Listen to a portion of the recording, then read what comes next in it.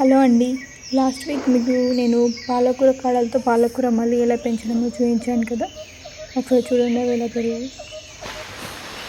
నేను just only కాడనే పెట్టాను. దీనికి చిన్న ఆకులు వచ్చేసాయి, చిన్న చిన్న ఆకులు వచ్చినాయి. ఆల్మోస్ట్ అన్నీ వెనుకున్నాయి.